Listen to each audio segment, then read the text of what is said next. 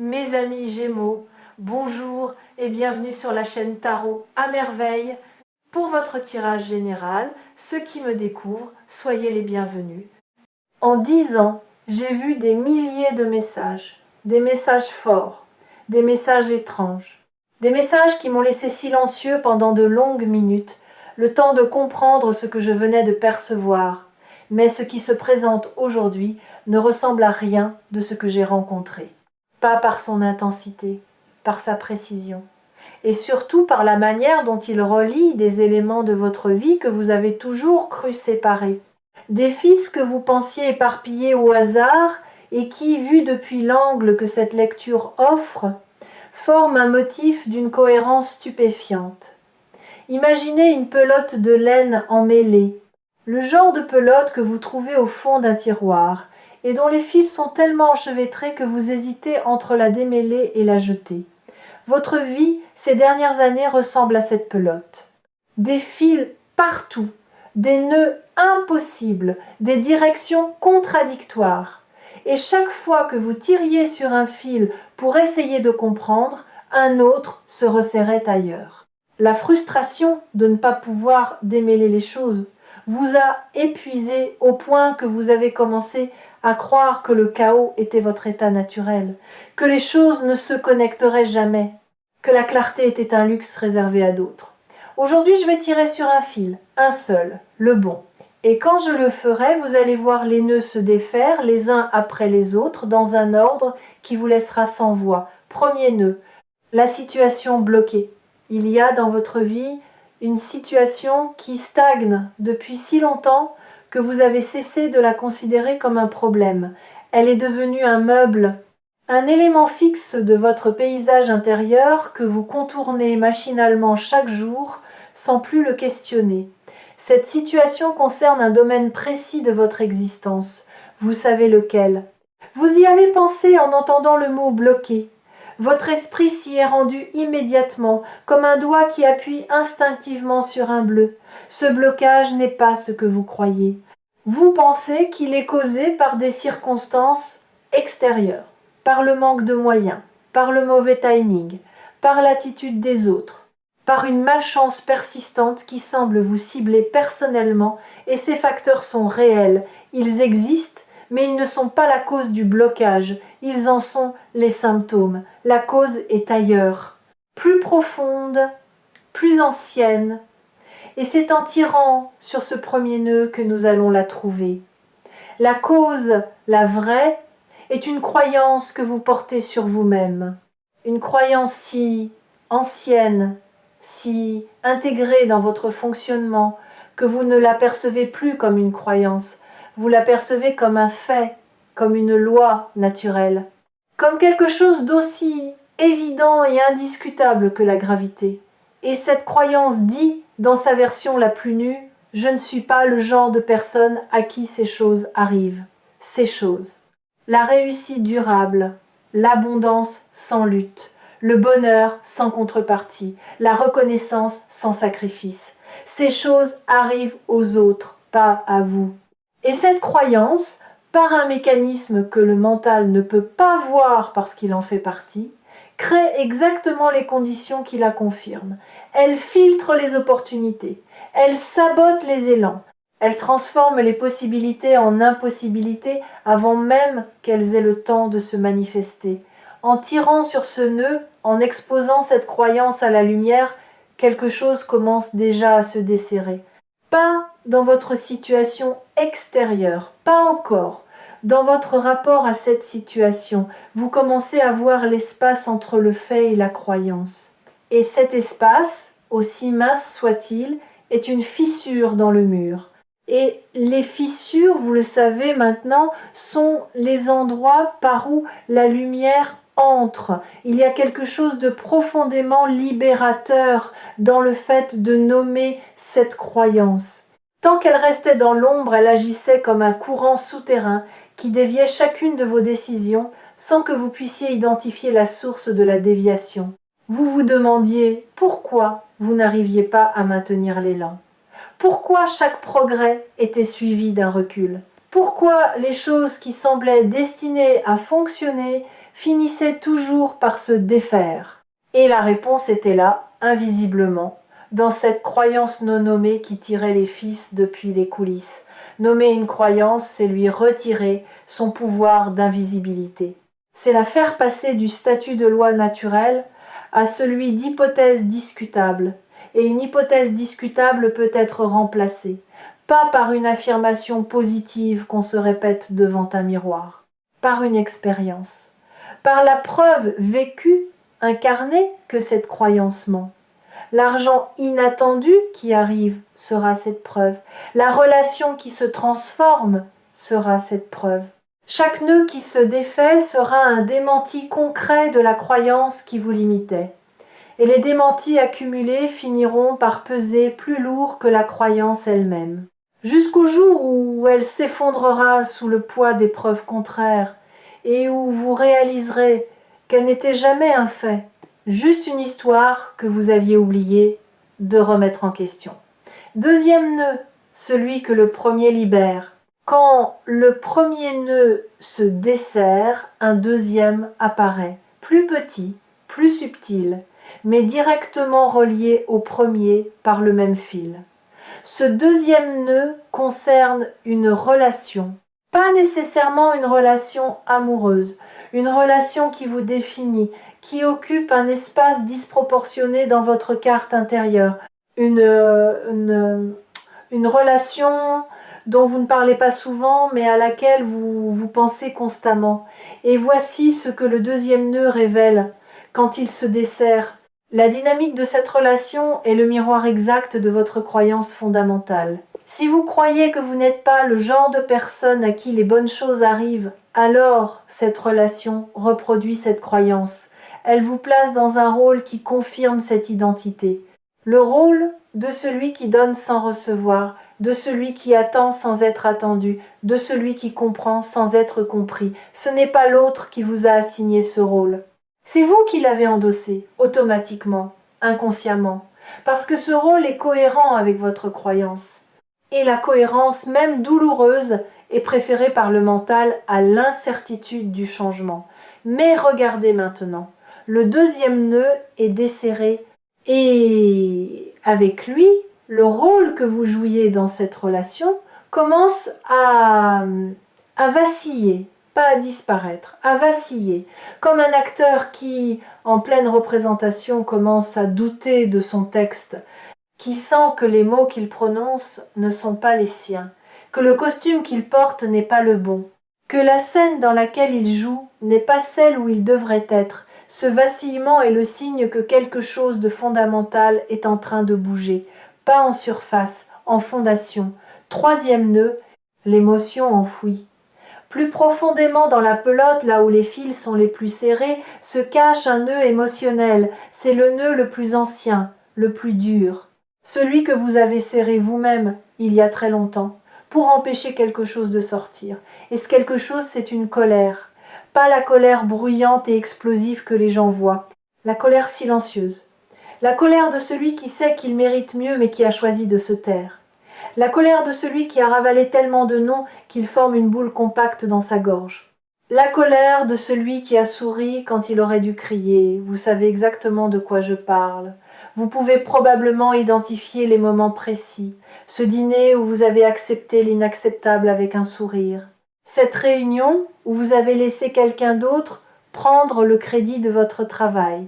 Cette conversation où vous avez dit « ce n'est pas grave » alors que c'était grave.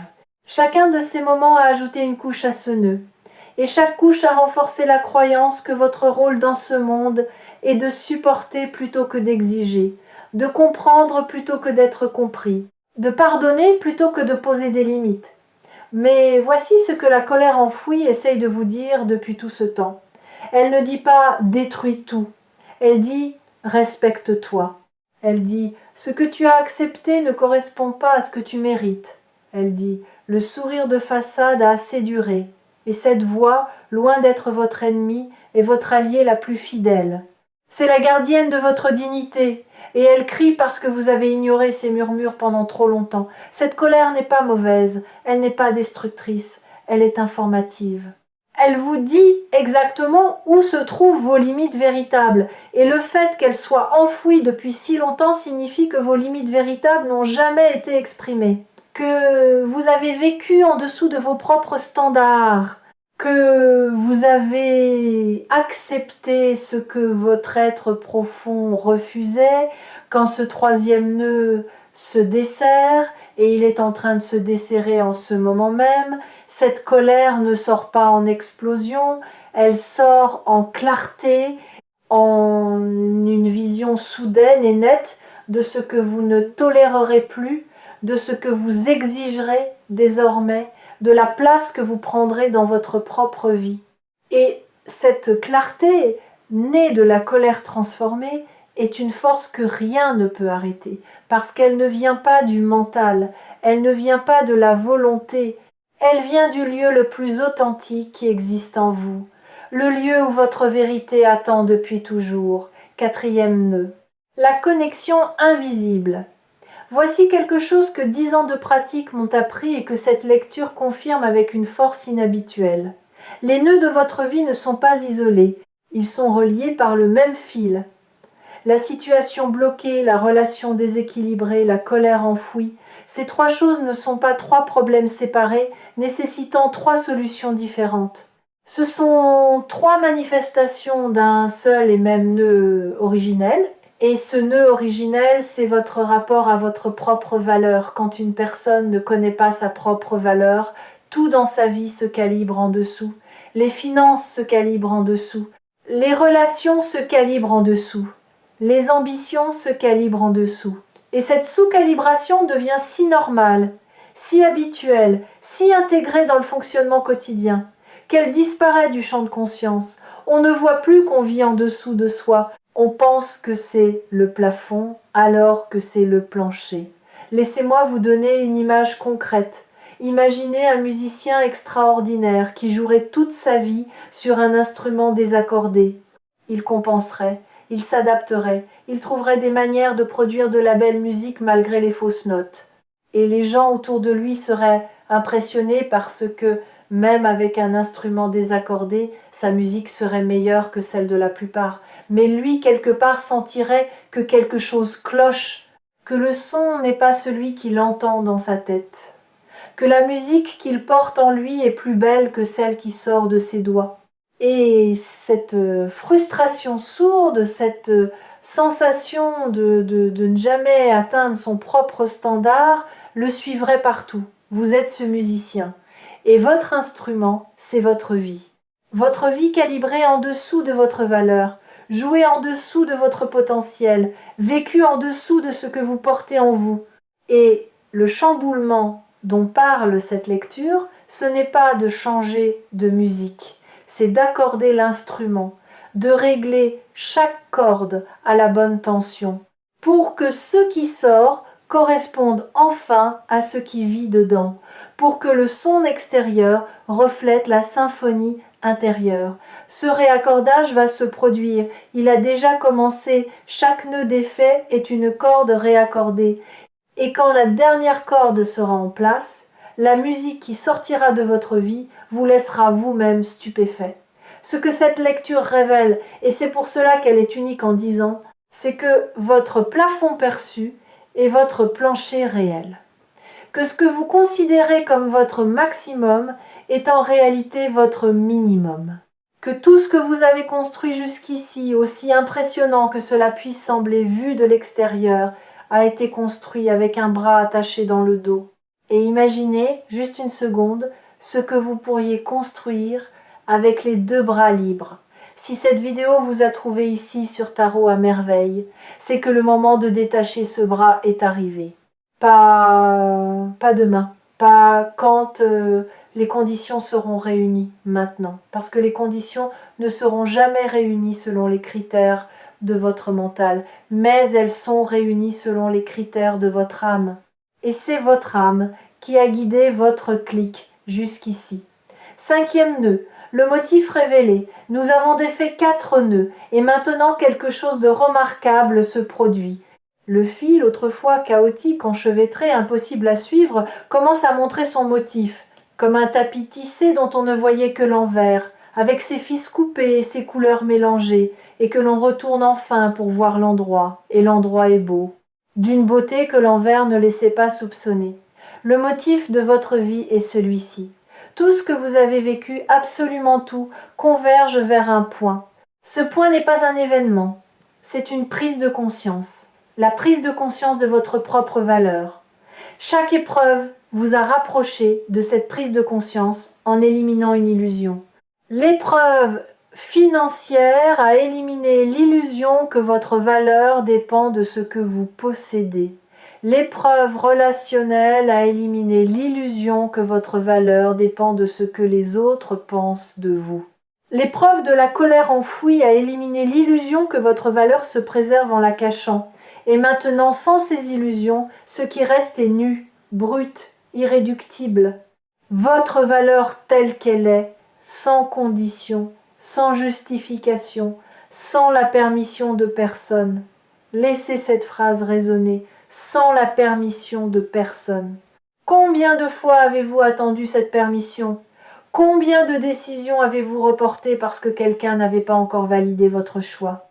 Combien de rêves avez-vous rangés dans un tiroir parce que les gens autour de vous ne les comprenaient pas ? La permission que vous attendiez n'a jamais existé en dehors de vous.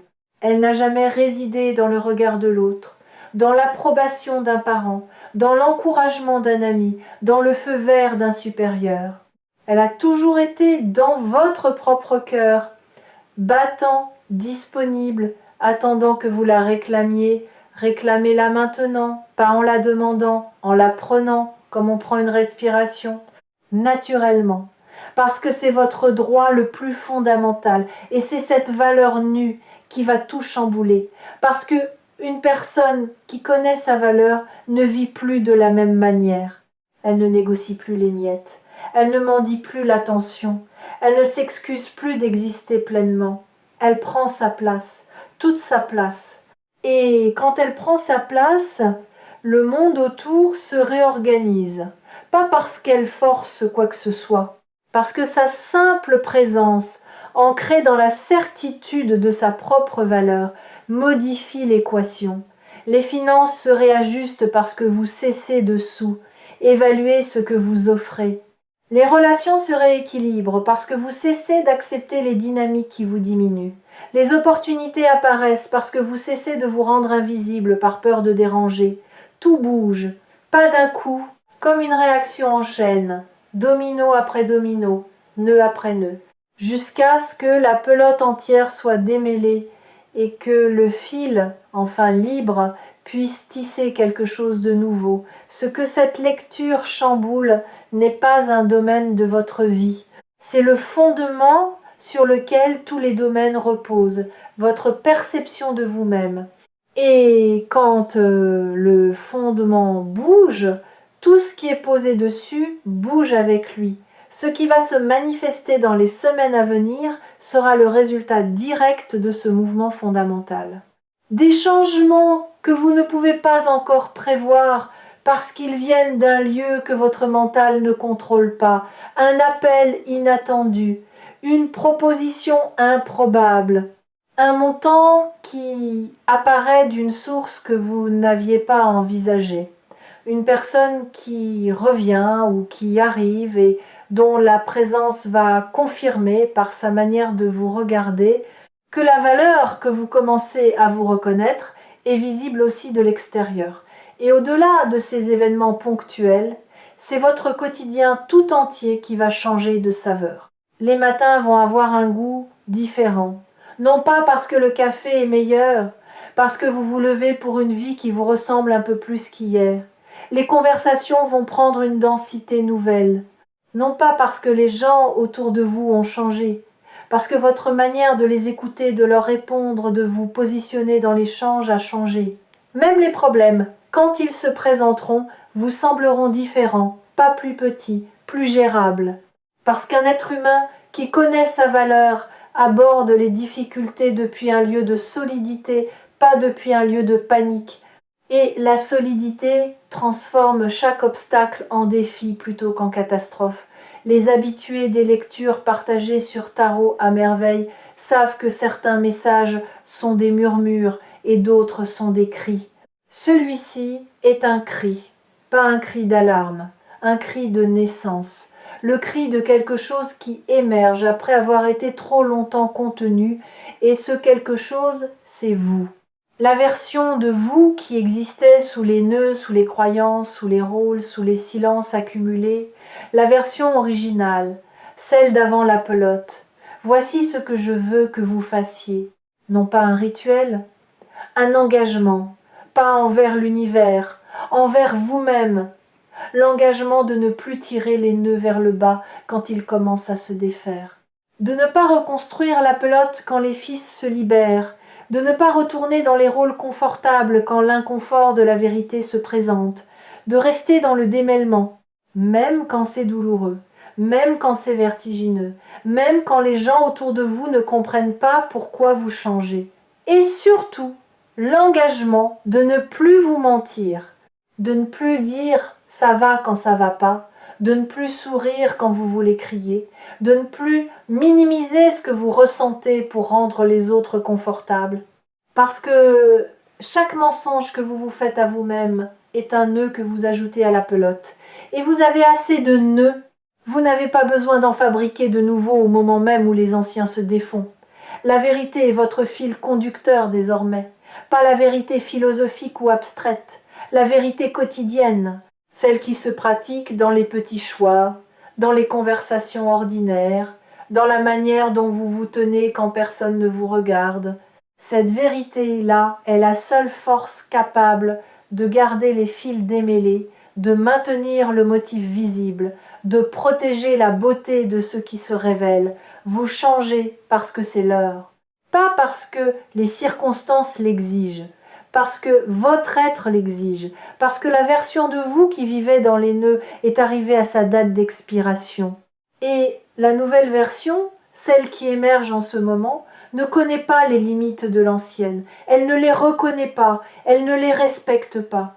Elle les traverse comme on traverse un rideau de fumée, avec la certitude que de l'autre côté il y a l'air libre. L'air libre, c'est ce que cette lecture vous offre. Pas une promesse, pas une prédiction, de l'air, de l'espace, la possibilité de respirer pleinement pour la première fois depuis que les nœuds se sont formés.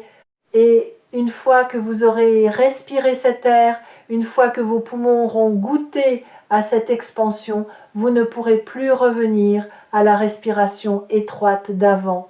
Le corps refuse de reculer quand il a connu l'espace. Le cœur refuse de rétrécir quand il a connu l'ouverture. L'esprit refuse l'obscurité quand il a vu la lumière. Vous êtes à la charnière. Ce moment exact où l'ancienne version de votre vie et la nouvelle se regardent en face. L'ancienne est familière, confortable dans son inconfort, prévisible dans ses déceptions. La nouvelle est inconnue, vertigineuse, pleine de possibilités qui vous effraient autant qu'elles vous attirent. Et le choix entre les deux n'est pas un choix intellectuel, c'est un choix qui se fait dans le ventre. Dans ce lieu primitif où les décisions les plus importantes de votre vie ont toujours été prises, pas avec la tête, avec l'instinct, avec cette certitude animale qui sait, avant toute analyse, quel chemin mène à la vie et quel chemin mène à la répétition. Votre instinct a déjà choisi, vous le sentez.